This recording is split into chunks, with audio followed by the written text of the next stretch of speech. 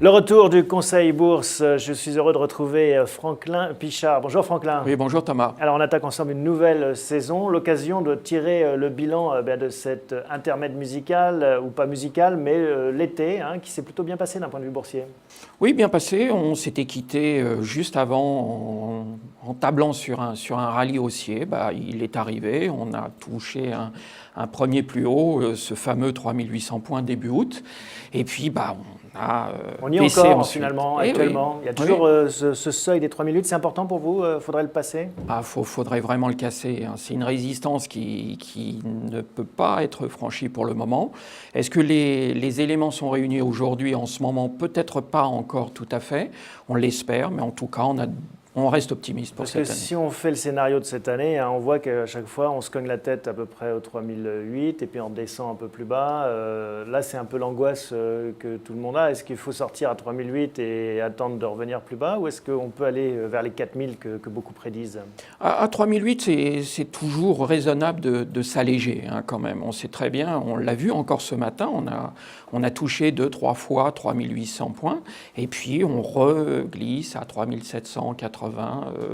On revient, on n'arrive pas encore à franchir. En tout cas, si ça passait, ce serait un vrai signal haussier. Alors, il y a dans 15 jours un élément qui pourrait catalyser ça, c'est l'entrée dans les publications du troisième trimestre.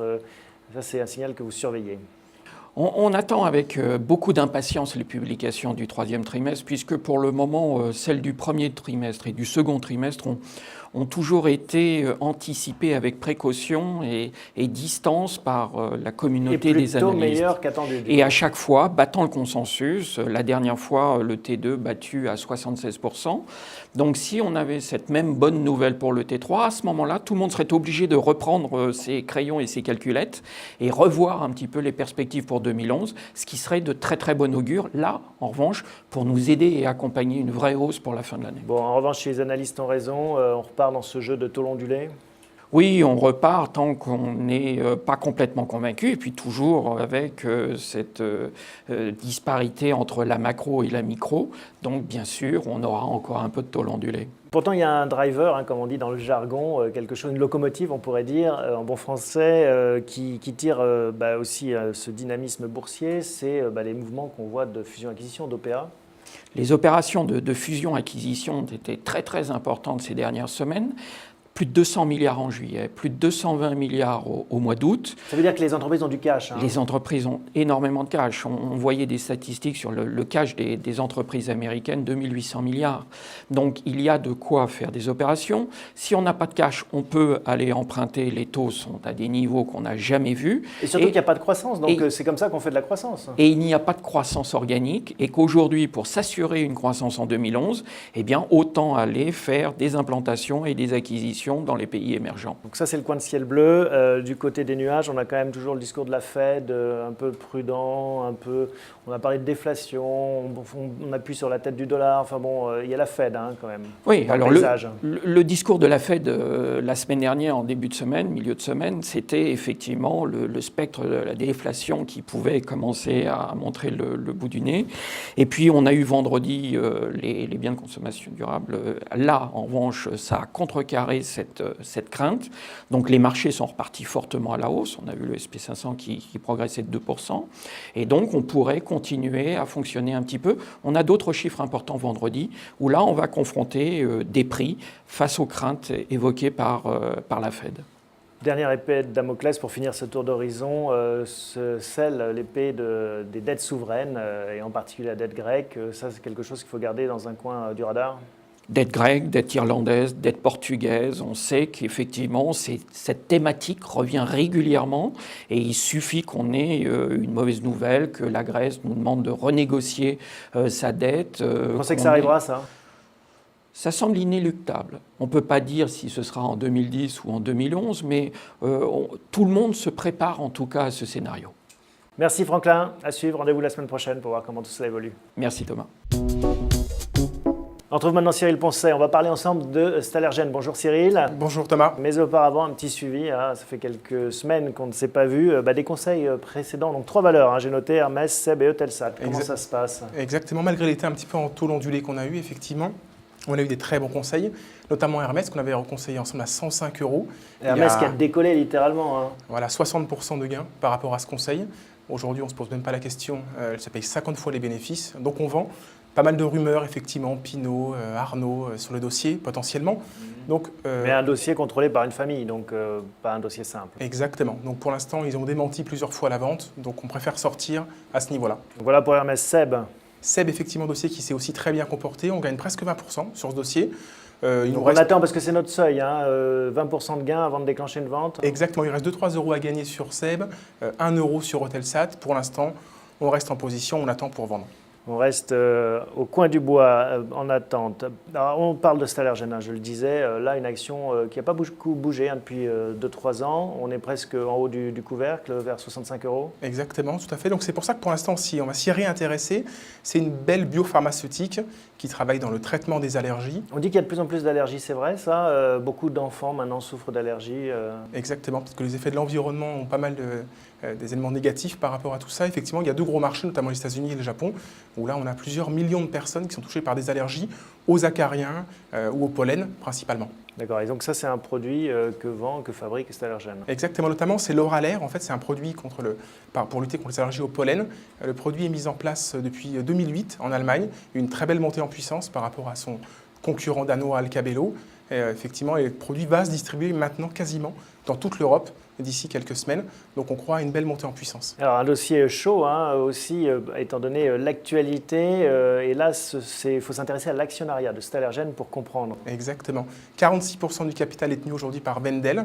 On sait que la holding vient de vendre la semaine dernière une participation dans Legrand. Mais eux, ils sont obligés de se désendetter, donc ils sont obligés de vendre des bijoux de famille au fur et à mesure. Exactement. En fait, c'est un vrai mur de la dette qui est face à Wendel, presque 10 milliards € à rembourser d'ici 2015.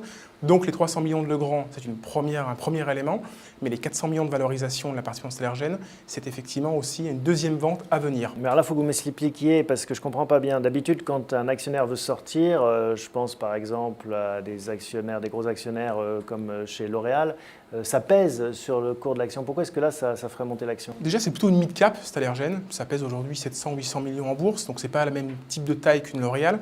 Et là, effectivement, il y a un tel potentiel sur ces produits d'allergie, comme on l'a évoqué ensemble, qu'effectivement, ils peuvent très bien vendre leur bloc de 46% avec une plus-value de 15-20% potentiel à l'achat plus cher pour les acquéreurs. Donc ça, c'est le scénario d'une vente du bloc complet, ce n'est pas par morceau. Exactement. Pour nous, c'est un scénario. Le marché de l'allergie, c'est un très gros marché, presque 19 milliards €.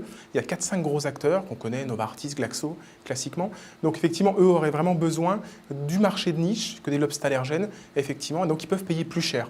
Si on vient au portefeuille de Stalergen, pas beaucoup de produits quand même, un gros blockbuster dont vous avez parlé, L'Oréal, mais pas beaucoup de produits dans le pipe. C'est quand même une difficulté pour les entreprises dans ce secteur. Il y a quand même un deuxième produit, on l'évoquait, pour lutter contre les allergies aux acariens, d'ailleurs, qui a fait l'objet d'un gros partenariat avec le japonais Shionogi au Japon, qui était une très bonne surprise il y a une quinzaine de jours. Un beau partenariat en termes de montants versés, de royalties futures, un marché que Stalergen va toucher et qu'on n'envisageait pas forcément au préalable. Donc malgré ces 2-3 produits uniquement, on voit le potentiel assez important au niveau géographique. Alors on parle de géographie, le Japon, les États-Unis, c'est toujours un peu le maillon faible. Ils sont un peu en retard, tout le monde leur dit allez-y, allez-y, allez-y, ils n'y vont pas si vite. C'est ce qu'on attend depuis 2 ans en fait. Effectivement, on sait que le produit est en train d'être mis en place par rapport à la FDA, l'autorité américaine de santé. On imagine qu'effectivement, courant 2011, on aura les très bonnes nouvelles à ce sujet-là. Et là, sans doute, ce sera le point crucial pour Wendel pour sortir de cette participation. Alors, qu'est-ce qu'on fait ? Alors qu'est-ce qu'on fait? On l'achète aujourd'hui, au cours actuel, elle vaut 63-64 €. Très bon prix d'entrée. On pense qu'on peut faire plus 20 sur ce dossier, donc 78 € à moyen terme sur 9-12 mois. D'accord. Bien, merci beaucoup Cyril. On va suivre donc, le dossier Stalergen au cours des semaines qui viennent. Merci. Merci Thomas. On est maintenant en compagnie de Pascal Plunet. Bonjour Pascal. Bonjour Thomas. On va parler de Morel et Prom, mais avant, comme pour Cyril, eh bien, un petit suivi des conseils. Alors bioMérieux et Nexence, c'est ce qu'on avait évoqué ensemble à l'époque. Tout à fait, on avait bien fait de l'évoquer, ça s'est très bien passé. Le premier conseil d'achat porté sur Nexence qu'on avait recommandé vers 48 €. On est à 54, on a pris 15% plus un dividende d'1 € par action. Est-ce qu'on fait, on attend un peu? On peut attendre un petit peu, on avait ciblé 60 €, le titre doit continuer son parcours. Je rappelle qu'il est assez exposé sur les pays émergents et notamment sur l'Asie. Il y a toujours une dynamique forte et on va continuer à augmenter sur Nexence. D'accord, bioMérieux. bioMérieux, on a fait par contre une prise de bénéfice. Pourquoi? Parce qu'on l'avait recommandé vers 80 € avec un objectif de 92 qu'on a fait très très rapidement, fin juin, début juillet. Ça nous semblait avoir intégré déjà une bonne partie de ce qu'on attendait sur bioMérieux en termes de croissance et de résultats cette année. On a donc préféré prendre les bénéfices. On a bien fait. Ça revaut 78 €. Donc on est même repassé un peu en dessous de notre prix d'achat. Et on la regarde, voir si on ne peut pas la racheter un peu plus bas.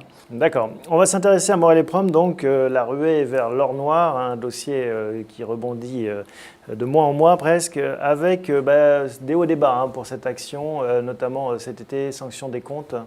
Tout à fait, c'est une valeur très volatile. C'est déjà, faut reconnaître déjà que rappelle son métier, pardon. C'est un métier aléatoire, tout à fait. C'est une compagnie pétrolière indépendante. Il y a une petite compagnie. Il y a les majors comme Total. Voilà, là c'est une société indépendante qui va faire de l'exploration et de la production.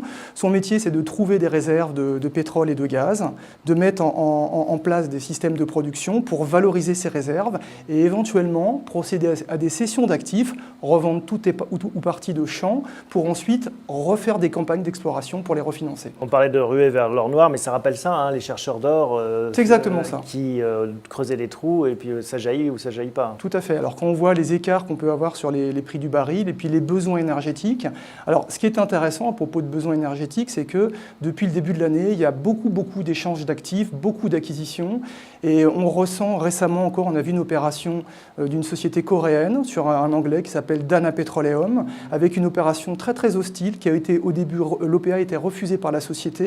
Fin juin, on était à 1200 pence sur Dana Petroleum, on vaut 1800. Donc avec l'opération hostile, le titre a pris 50%. La soif d'or noir des pays émergents, on en parlait avec Franklin, c'est les sociétés du monde occidental vont faire des acquisitions pour chercher de la croissance et puis les sociétés émergentes forcément et les pays émergents ont besoin de s'approvisionner en pétrole et donc ça dynamise ce marché. Mais on revient sur la sanction des comptes cet été de Morel et Prom, l'action avait pas mal décroché. L'action avait beaucoup décroché, la publication était effectivement décevante sur le premier semestre puisque Morel avait sorti une perte opérationnelle de 41 millions d'euros. Je pense que c'était très très décevant par rapport à ce qui était attendu. Ce qu'il faut dire, c'est que cette publication avait été grévée par 75 millions d'euros de coûts d'exploration, donc qui explique une grande partie de cette chute du résultat opérationnel. Mais ça, c'est pas du récurrent, c'est parce qu'ils investissent de façon régulière il y a des explorations, pour creuser leurs trous. Il y a des explorations récurrentes, mais effectivement, le management de Morel nous dit que sur le second semestre, il y aura beaucoup moins d'exploration à risque, donc beaucoup moins de risques de perte sur des explorations. Et parallèlement, sur les 2 trimestres à venir, on a une montée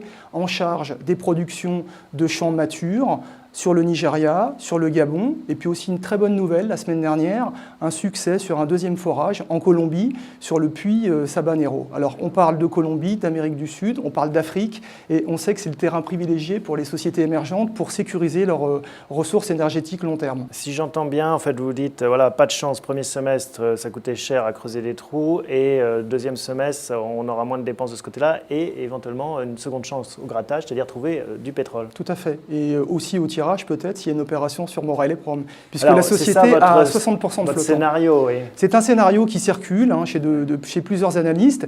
Il y a eu beaucoup d'opérations depuis le début de l'année. Quand on voit l'explosion du cours de Dana Petroleum, nous on valorise Morel à peu près 25% au-dessus du prix actuel, donc il est tout à fait envisageable qu'on ait une opération. Avec un dernier argument, c'est l'âge du capitaine, Jean-François Hénin Jean-François Hénin a plus de 70 ans, 72 ans je crois.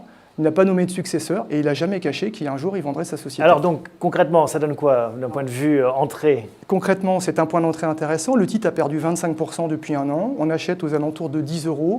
On a un objectif de 12,50 moyen terme, donc à peu près 25% à prendre. Voilà, vous savez tout sur Morel et Prom. Merci Pascal. Merci Thomas.